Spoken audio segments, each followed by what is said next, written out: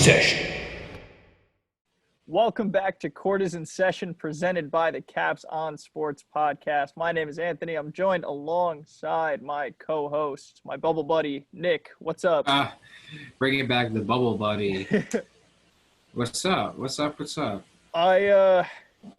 We're on the heels of a very low-scoring Denver-Utah Game 7 where it really came down to the last shot, where it came down to Mike Conley's last-second heave. I guess we can start there. That's probably about as good a spot as any. We're saying see you real soon in a nice Disney fashion to a Denver team that blew a 3-1 lead to the Denver Nuggets. Do you have like an instant analysis, like based on what you saw from this series? I mean, nothing but Jamal Murray, man. I mean, he didn't really do anything the last game. Last game was more, Game 7 was more Jokic. I think he went like 30 and 14, 30 and 17 or something like that. Hitting that game-winning bucket over Rudy Gobert. I mean, the real takeaway that I have from this game is just Donovan Mitchell. I mean, the guy's a stud. I mean, there are reports coming out that they're already offering them a super extendo maximum super mega deal in free agency, which they should, because who Keep else throwing is adjectives on the end of it to make it even bigger. There's nobody else that's going to want to come to Utah, so might as well just keep him there. Right.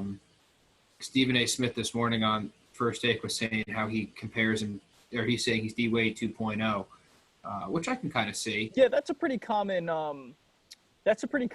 comparison for Donovan Mitchell. I've seen that a lot.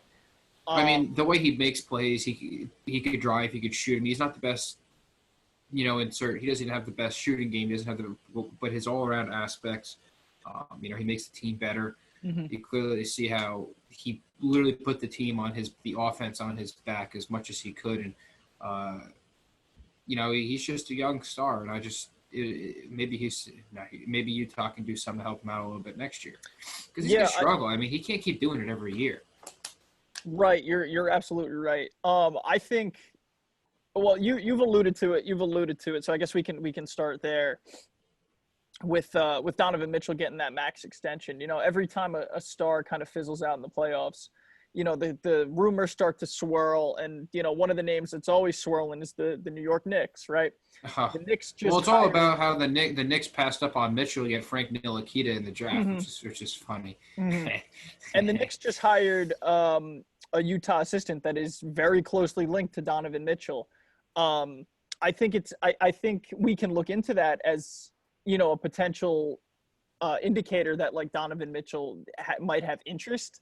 But if they're going to sign him long term, right, I think that shows just how much he wants to be in Utah, how much Donovan Mitchell wants to be in Utah and try to make things work, right? Like we've heard in the past that there's been issues with him and Rudy Gobert, and whether those two can, win together. If your second best player is a center, what they need to do to get some help around him, especially like you said, being in Utah, it's going to be hard for those kind of guys to get there. But I think Rudy Gobert really had a really good game, right? And credit to Nikola Jokic for making that game deciding shot over a former defensive player of the year, right? Gobert gets a lot of slack because he's just kind of, stands there and blocks shots, but he's, there's a reason he's been the 2-time defensive player of the year. He's solid. But I think this Utah team is going to try to run it back one more time after the game. Donovan Mitchell, we're going to make sure this doesn't happen again. And it's tough. I think you can make an excuse for this team where it was like, we saw what this team was in the bubble without Bojan Bogdanovic, right? And it may not sound like, oh, Bojan Bogdanovic, that big of a deal, but he's an integral part of that team, right? Like he's a solid defender. He's a 3-point shooter. He can get to the rim, and he's not a star per se, but he does a lot of things that Donovan Mitchell and Rudy Gobert are going to need to succeed. And looking at the Utah bench, right, it's nothing really to write home about, especially when you have to plug Royce O'Neal into that starting lineup alongside those other guys in a spot. I mean, Utah's always been that team where it's like, they're always on the cusp. It's, can they do it? Can they get a first-round steal? Maybe steal a series in the first round, but they're not going to go too much further. They do need to add aspects to their team, and can Donovan Mitchell take that next step? I don't see him leaving ever.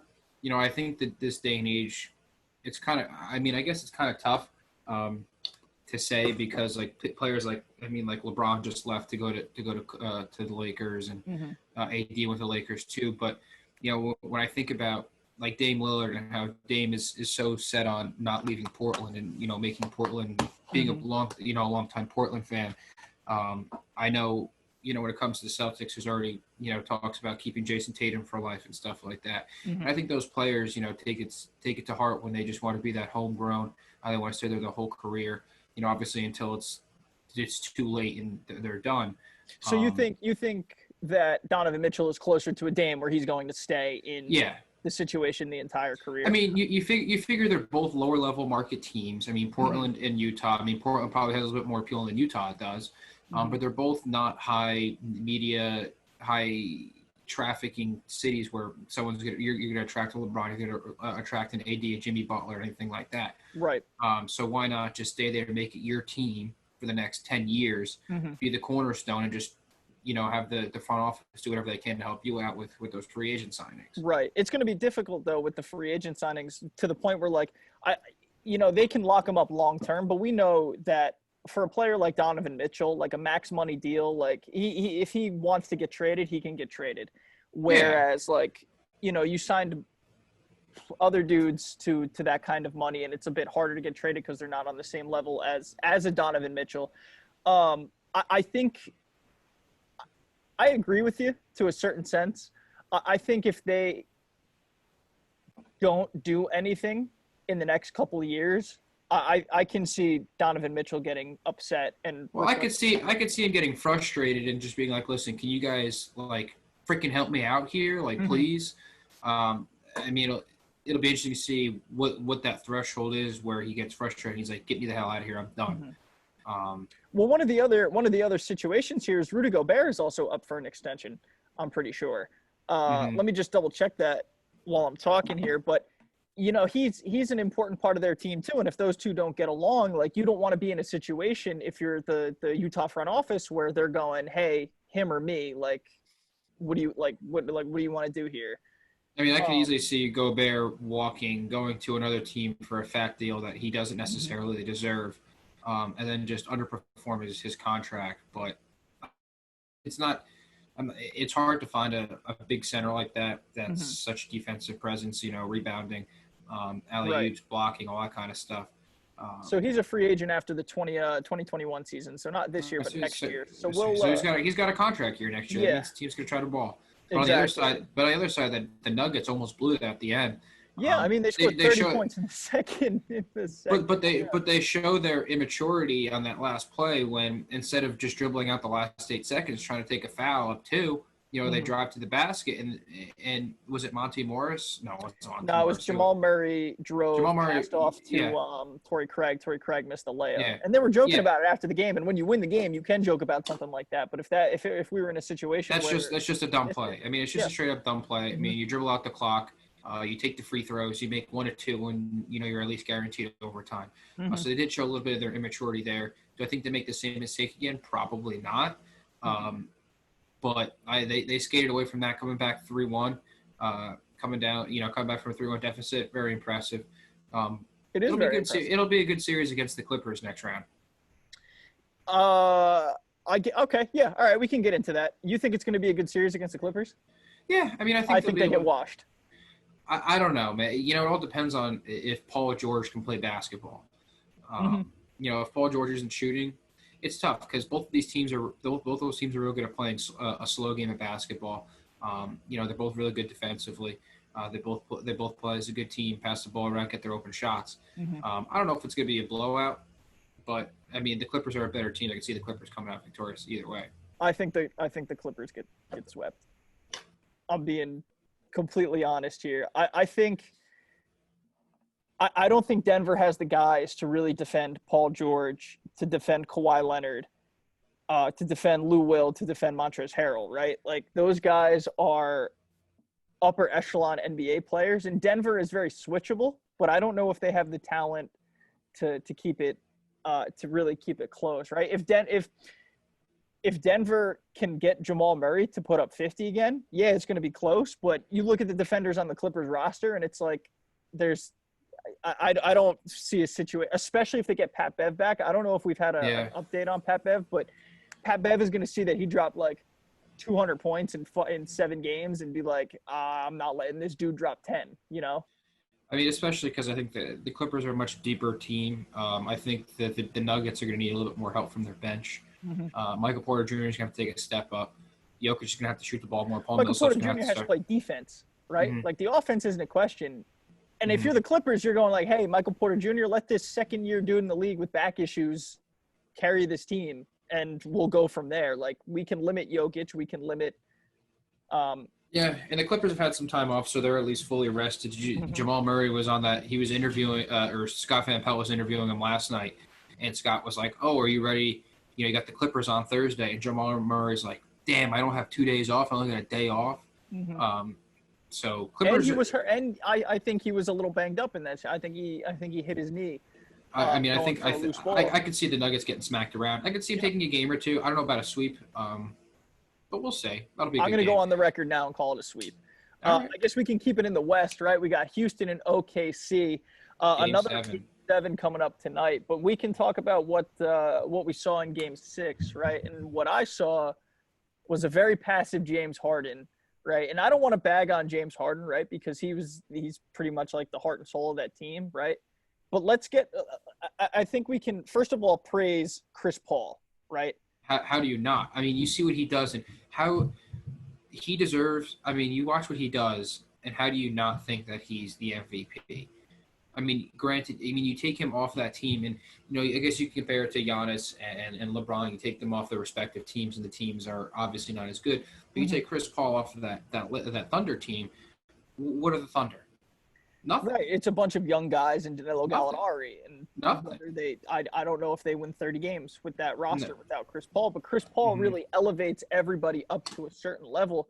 And it's funny that they're going to 7 games, because you look at this Rockets team and they just seem so much better. You know what I mean? And Russell Westbrook kind of lost them that game, right? I don't know if that was the intended play for him to just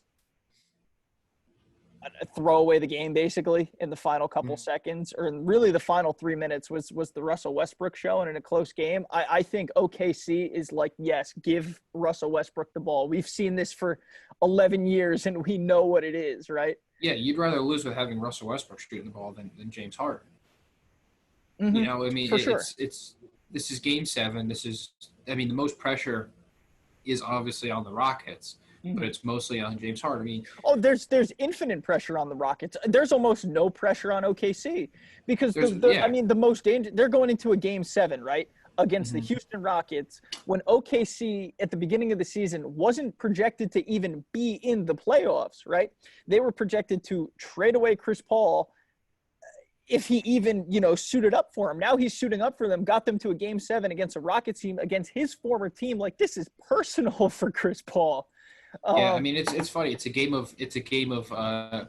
just a revenge game between both. I mean, Chris Paul and Westbrook are traded for each other. Yeah, you know, Chris Paul's making a point. Orchestrated that trade, right? I don't know if it's been like officially confirmed, but like, judging by what the Rockets have done, I don't think they've been like, hey, let's go get Russell Westbrook, and then they would have been like, okay, word, that's a good idea. Let's go complete 180 of what our, you know, philosophy has been for the better half of 5 years, right? 4 years, something like that. I mean, it's hard for me to look at this game and not.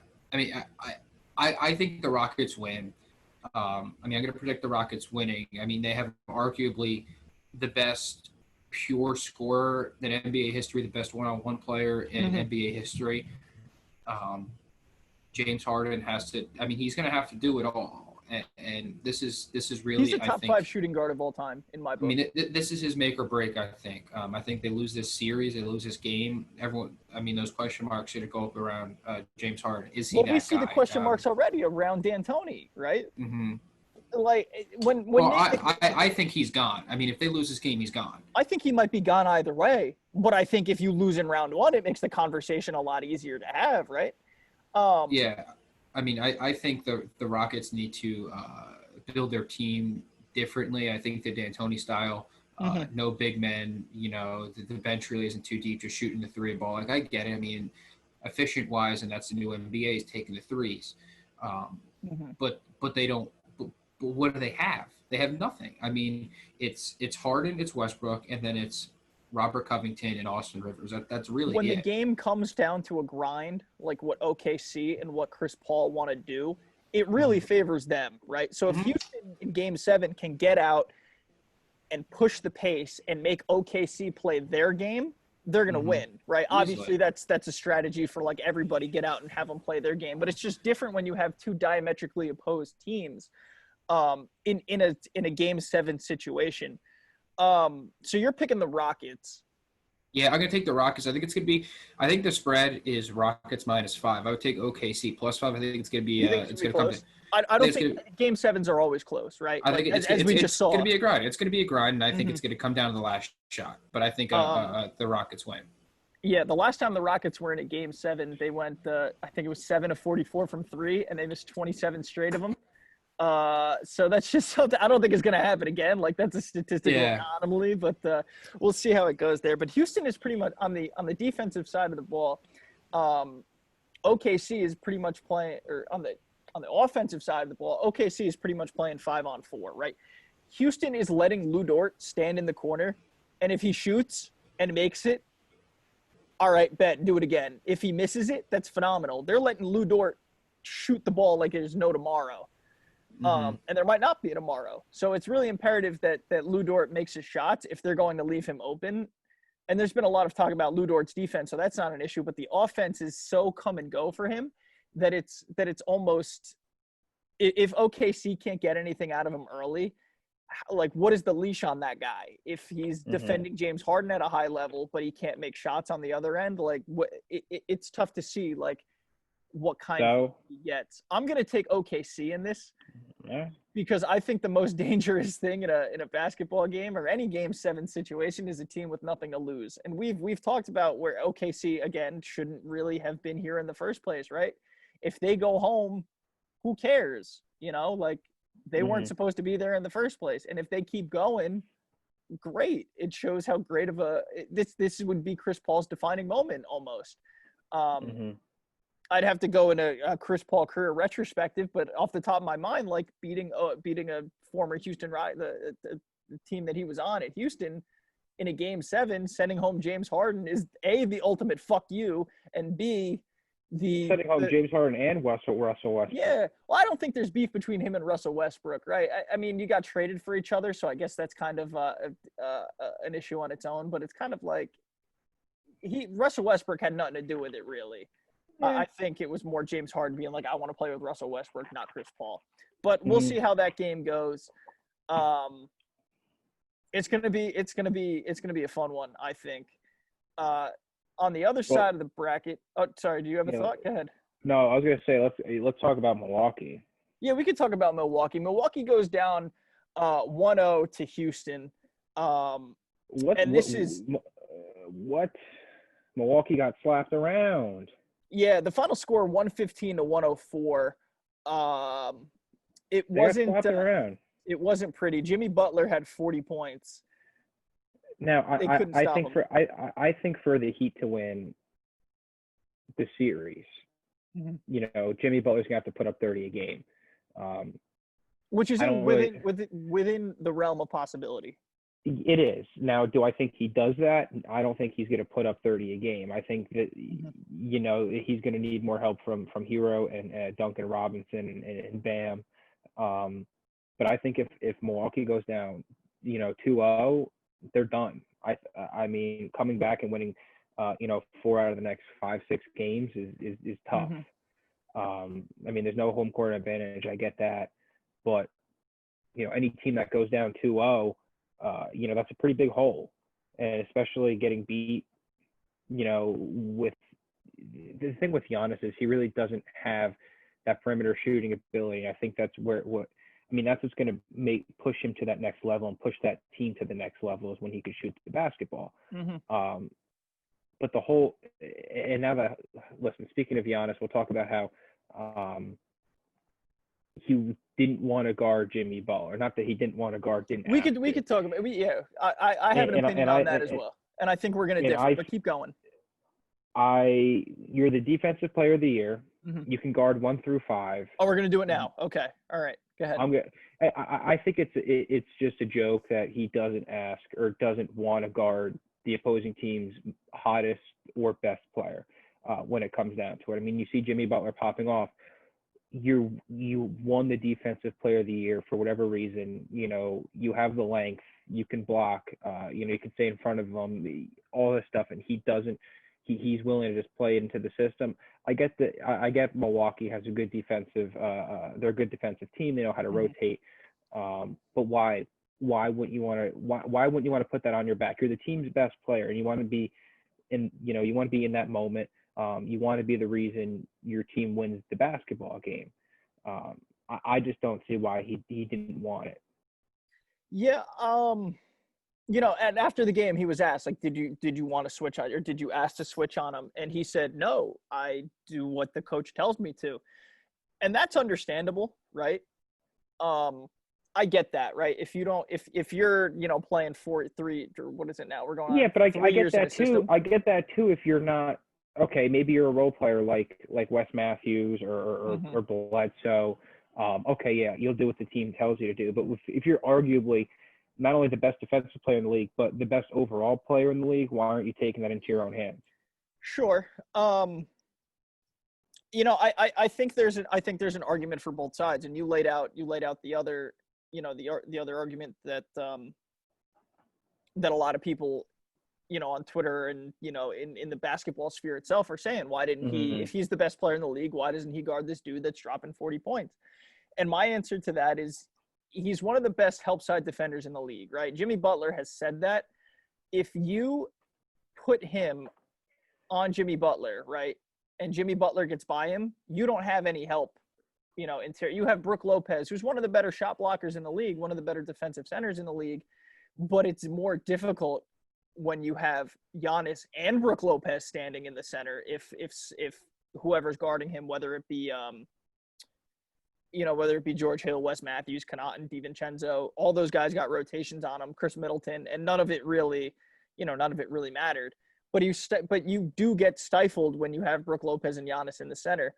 I also don't think we make the argument for other players. Like Rudy Gobert didn't ask to guard Donovan Mitchell. You know what I mean? Rudy Gobert won Defensive Player of the Year. Well, Rudy Gobert can't really defend Donovan Mitchell. They're on the same team. Right, but people are saying just because he was the defensive player of the year, and I'm not saying okay. I understand. No, I understand, but people are saying that just because he's the defensive player of the year, he should be asking to guard these situations. Okay. I don't think we've done this for any player of the years. Because of who Giannis is. I mean, you're not going to ask Anthony Davis, a power forward that can't guard all 5 positions. Although Anthony Davis probably could guard all 5 positions, and Giannis could probably guard all 5 positions too. He definitely can. I put this more on a fault of Budenholzer, right? And we've talked about this before, where Budenholzer.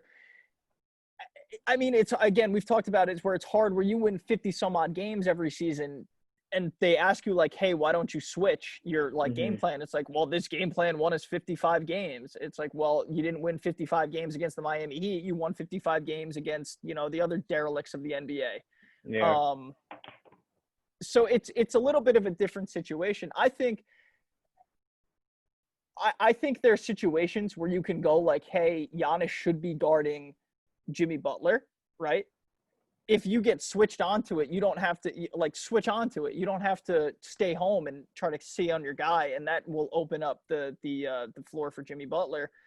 But I don't see a problem with him not asking to be on the guy. You know what I mean? I think his value is more a rotational aspect when there's 2 dudes in the center and Brook Lopez is the other one. Notes from this series? My thing is, you want to be the dog, you want to be the top guy in the league. Why aren't you trying to rise to the occasion? That's just what I see. Yeah. As. So do you think in this next game tonight that he Is that tonight? Yeah, it's tonight. That you think he's going to come out and guard Jimmy Butler? No. You don't think so? No. Okay. No. I wonder if he sees what's going on, because no one really knows how much like an NBA player is kind of play. Like we know LeBron is kind of plugged in, where he's like, oh, why isn't LeBron guarding? We'll use Kawhi Leonard for an example, right? Last game, for example, and then next game he's like, oh, first 5 possessions of the game he's on Kawhi Leonard. Oh, in the last 5 possessions he's on Kawhi Leonard, just enough to make you remember it, I wonder if Giannis is plugged in like that, and maybe now he's asking Budenholzer. Maybe now Budenholzer sees, what's going on, or somebody in Budenholzer's ear sees what's going on, and is like, hey, we need to get this game back. Let's put Giannis on Jimmy Butler and make everybody else beat us. It's tough, but like you said, Jimmy Butler's going to have to drop, I think, 30 points a game to win this, and it's a different scenario. We're talking about a different game if Giannis doesn't shoot 4 of 12 from the free throw line. They lost by 11. Giannis missed 8 free throws. So we might be talking about a different game if he makes those. And George Hill missed 2 free throws, right? And obviously, like, hindsight's 20/20. You look at that, but I think Milwaukee bounces back, and I think they win the next game. And then, I think it's going to be a pick 'em, pretty much towards the end of the series. Mm-hmm. I just think if Milwaukee goes down 2-0, they're in a lot of trouble. Yeah, a lot of teams are in trouble going 2 down, 2 down, because like you said, you got to win 4 out of the next 5 games, right? Mm-hmm. And I guess that's about as good as a segue as we're going to get to the other team that's already down 2-0, the Toronto Raptors. This is your Boston Celtics team, so I'll give you the floor. Go ahead. The way the Boston Celtics have been playing, I think this series speaks more to Toronto and maybe regressing, because perhaps not regressing, but not having that star like Kawhi Leonard. Kawhi, that you trust. Siakam hasn't taken, ever since Siakam got to the bubble, he's kind of taken that step back, which is whatever. He was never. He wasn't drafted to be that guy. They're trying to make him that guy, and I get that. But they were up like 33-15 at the end of the first quarter or something like that. And then they just got flat out beat. And then, game 1, they just got flat out embarrassed. It's tough for the Toronto Raptors to win with 2 undersized guards and then just rest of the big men who can't really, Kyle Lowry and Van Fleet, yes, they're great shooters, and Lowry's an all-around great player. But it's tough to stretch the floor, and it's tough to win games when your best player or your front court is so undersized. The Celtics, granted, you have Kemba Walker, who's an undersized guard, but Tatum and Brown, who are both big guys, and Smart isn't really that small, but he can guard. I'm comfortable giving Smart guarding 1 to 4 positions. Tice can guard pretty much all around. I think the Toronto Raptors are done. Going down 2-0 the way they've looked these past 2 games, I can't see them winning 4 of the next 5 games. I can't. Yeah, it's interesting, and you kind of hit the nail on the head, right? With them with Pascal not really being a star. Let me rephrase. He's not a superstar. He's in that upper echelon of really good players. If you want to call that a star, so be it. I'll call him a star. But in the playoffs, he's shooting 25% from 3, right? So I feel like Brad Stevens is seeing that and being like, go ahead, shoot the 3. Do it. Pull up. Do whatever. Yeah. He is only shooting, that's per 100 possessions. Please hold. 25%. And we're looking at 7 of 28 from 3. And Kyle Lowry is shooting 9 of 35 from 3. And this is the entire playoffs, right? They're just flat. The Raptors just look flat. They do. And I think they looked good against the Nets because obviously you're looking at second and third string players that are playing for the Nets, and it's tough not to beat up on a team like that. Right. But when you're playing an upper echelon team, a top tier basketball team like the Celtics, who are deep at all 5 positions. The emergence of Rob Williams, he went 5. He's shooting 100% in the first 2 games. Because he dunks. It's impressive. He just dunks. And He dunks. I mean, yesterday he took a jump shot by the free throw line at the end of the first half, and it was crazy. Just seeing him shoot the basketball. But Marcus Smart, 5 threes in the fourth quarter. The Celtics are just a hot team, and you got to figure they're also missing 17 points and like 7-8 rebounds from Gordon Hayward that they don't have. So you add that to the mix too, and I mean you can't add it, but if you did add that to the mix, I mean you could see them taking it over. This team is over the top, and they're a contender. Right. I think it's one of those situations too where both of these teams are so like switchable, right? And that's really Houston's game plan, right? It's like get Pascal Siakam,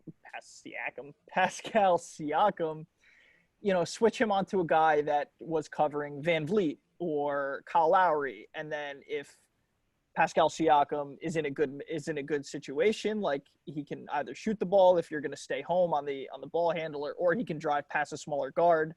Similar with Van Vliet and Lowry, where those guys can shoot A, or B, drive past a dude that was on Pascal Siakam and got switched on to those two guards.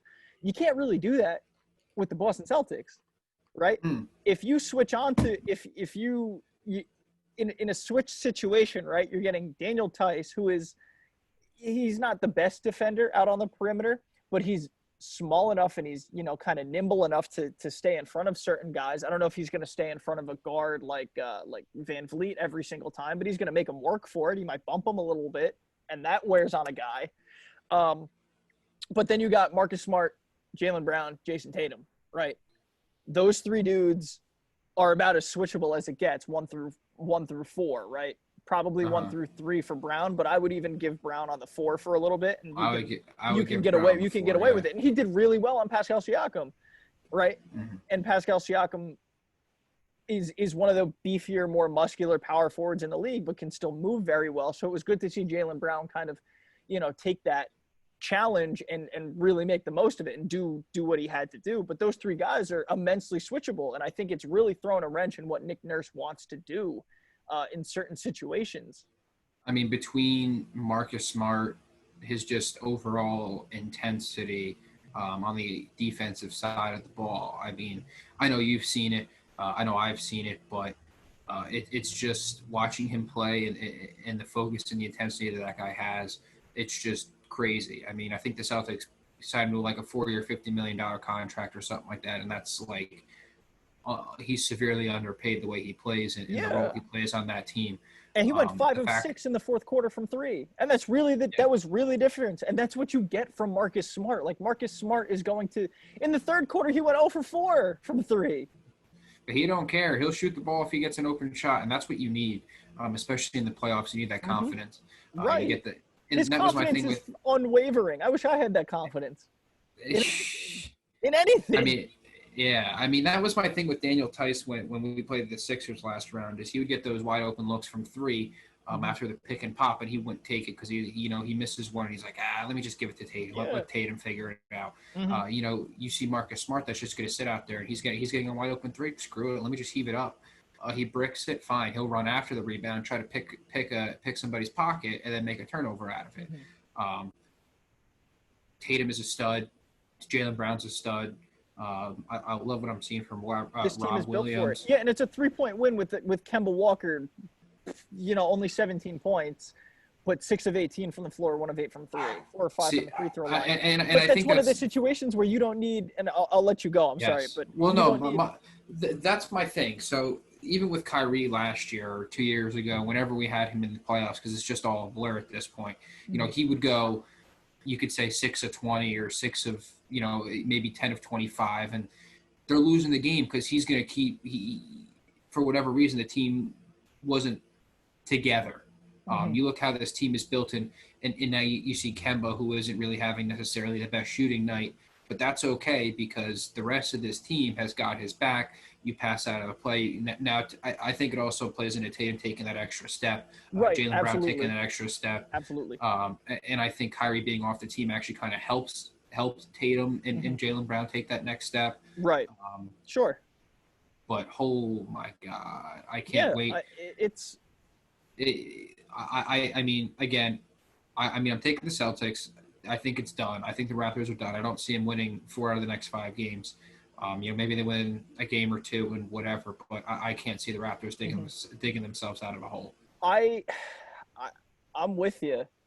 I think we both crazy, said this game was going to go 6 or 7. Yeah, we did. We thought it was going to be a pick 'em at Game 7. We did, and it's just have the turntables turned. Yeah, it's strange seeing this Raptors team kind of look so disheveled, especially when you look at what they've done the entire season, and you look at Nick Nurse obviously winning Coach of the Year. It's strange to see, but I love it. I think they'll get a game or two back, but it's going to be too late. It's going to take. And they're just those losses. Obviously getting smacked around Game 1 is one thing, but what just happened in Game 2? I mean, that's so deflating to a team. Absolutely. You had it the whole game. I mean, they were up 12, 15 points at one point in the third quarter, and they just lost it. Mm-hmm. And how do you go back to the locker room and you're like, let's do it again. We're almost there. It's like, bro, we just tried everything. We just blew an 18-point lead. What do you want me to do? This is ridiculous. Yeah. I think the Celtics are in great position right now to win the series and even make a solid run at the finals. Yeah, they're so long as they don't take their foot off the gas, which these are young guys typically. And Brad Stevens is a great coach. I don't think he's going to let these dudes, take their foot off the gas. No way. I think it's big time. And this is a Toronto team that has, played really well up until this series. So we'll see if they can pull it back here. I'm trying to see if there's any other news that we have here. Talking about Donovan Mitchell and the Jazz getting the extension. Marcus Morris was fined $35,000 for his foul on Luka Doncic. I don't think that's really much to talk about. No, but those fouls, he's saying those fouls are unintentional, and that's a load of bullcrap. I mean, you look at the replay of him. Oh, yeah. Maybe the one stepping on his foot was accidental because that stuff obviously happens. But that hard foul when Luka drove when he came down straight on his head, I mean, how do you look at that and you think that's not intentional? Yeah, and I don't think it's Marcus Morris picking on Luka Doncic for being the best player or anything like that, or statements that he might have made, even though it's mighty coincidental. I think that's just Marcus Morris playing basketball, right? Marcus Morris is I hate using the word. I do too, and it's playing basketball or not. I still think it might. Listen, you can have the intensity, but still have that stuff being a little intentional. Right. Yeah. I hate using the word dirty, but Marcus Morris plays hard. And sometimes too hard. So I guess we'll leave it. Yeah, I'll agree with that. Yeah, that's pretty much all we got here. I guess final thing we got is some trivia. And last week we couldn't do one, Nick, but I got this week's is last week. Let's go. So, Nick, do you think that you and I can name the NBA playoff leaders in these categories during the 2010s? Oh, God, I really hope we can. The categories are points, rebounds, assists, steals, and blocks. I feel like a Jeopardy host, so let me share my screen real quick. I feel like the Jeopardy host. I feel like Trebek. Desktop 1. Share. Alex. Okay. Trebek. So, let me know when you can see my my stuff here. Oh, Jesus Christ. Points, rebounds, assists, steals, blocks. Okay. Oh, God. Yep. So. How long do we have? 5 minutes? We have 5 minutes to name all of these. 2010. I don't think David Lee is going to be on here. I don't think Greg Monroe is going to be on here. And I don't think O.J. Mayo's on there O.J. Mayo's probably not going to be on here either. So, all right, let's get right into it. And I guess the first one is probably LeBron. Wow. Wow. Oh, yeah. My Lord. Chris Paul is probably on here for points. I wonder if Kobe is not on here for 2010s, huh? We got to try Curry. You got to try Durant. Yeah, you got to try Thompson. Durant. Thompson. Draymond Green is probably on here. Kevin Love is not on here, but Is Kyrie. Kyrie? No, Oh. Kyrie. Blocks. 275 blocks. Tim Duncan, 275 blocks is a lot of blocks. I wonder if Gobert is on here. I doubt it. If I could spell. Gobert? No. What about you? Got to see if Jokic is on. I don't think Jokic should be on there for anything. No. I'm trying to think long-term 2010s. No, not D Wade. Chris Bosh. I'm trying to think of those on here somewhere. Yep, Wade. I wonder if Bosh might be on here for rebounds. No. David Lee. No. I thought about it. Rebounds. I was like, he's on those teams, so yeah, I figured he might be on there. I'm trying. Let me see. Those powerhouse East teams were always Cleveland. Anybody on Boston? I'm trying to think of 2010. Paul George isn't on there. No, it's too late for Pierce. Thomas isn't on there. He got DeAndre Jordan. Blocks. Is Brook Lopez on here? Nope. Those Nets teams never made the playoffs. Dude, there's 275 blocks. Westbrook. Press hard. Did you put Westbrook? You put Harden. Westbrook. No, I didn't put not Westbrook. Harden. Okay, so rebounds. Thinking of some centers. I think Thompson is on here. Yeah. Tristan Thompson. No. Throw Steven Adams on there too. No. I'm thinking with Westbrook. Tony Parker might be on here. All right, here we go. Ginobili. Coming off the bench. I don't know. I can't spell his name anyways. You put Kawhi. I have Kawhi on here. I'm thinking Dirk? No. Don't hurt me like that, Dirk. Okay, no Dirk. 275 blocks. That's the one you're getting hung up on, huh? Well, I think if we get a block, we're going to get the rebound guys, too, somewhere in there. And it can't be Anthony Davis because he didn't really play in the playoffs. No, not in 2010s to 2019. George. We kind of squeezed ourselves real thin here, huh? God, I'm trying to think. Okay, so out of the West, you're looking at Houston, OKC, Golden State. Who else are we looking at out of there? No, not Blake. Blake Griffin? Oh, Powell? No. Serge Ibaka? Yeah, Serge Ibaka. Yeah, that's a 275 blocks. That's a good shout. He's been around forever. He had a spell in Orlando. You remember that? Oh yeah. He was with Bismack Boyambo. Yeah. I'm trying to think of teams that have just been like dudes that have just been like always on a playoff team. I know. That's what I'm trying to think too. I wonder if like David West is on here somewhere. No. Melo wasn't playing. Melo was never in the playoffs. Not really. Is Damian Lillard on there for assists? No. Who else? 172. Who else? Not Jason Kidd, not 2010. Yeah, that's tough. I don't know. Well, I'm surprised I got that Serge Ibaka shout. Yeah, that's a good one. I mean, we filled out. All right, at least we filled out one full category. Hey, at least we got 80%. Yeah, more than 80. I mean, we're only missing 7. The rebounds and the blocks are probably the same dude, and it's not Kevin Love, so I don't even know. I think Kendrick Perkins. Oh, Kevon Looney. No. He came in the league in like 2016 or 17 or something like that. I'm just trying to think of those big guys that are just sitting there doing nothing. I know. Andre Iguodala.